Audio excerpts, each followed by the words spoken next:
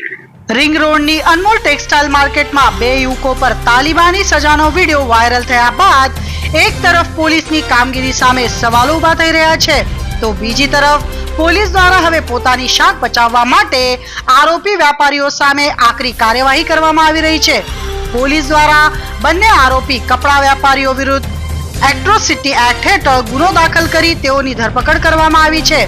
એટલું જ નહીં, કાયદો હાથમાં લેનારા આ વેપારીઓનો પોલીસ દ્વારા માર્કેટમાં વરઘોડો પણ કાઢવામાં આવ્યો હતો। પોલીસ બંને વેપારીઓને પંચનામા માટે અનમોલ માર્કેટમાં લઈ ગઈ હતી અને તેઓનો જાહેરમાં વરઘોડો કાઢી આરોપી કપડા વેપારીઓને કાયદાનું ભાન કરાવ્યું હતું।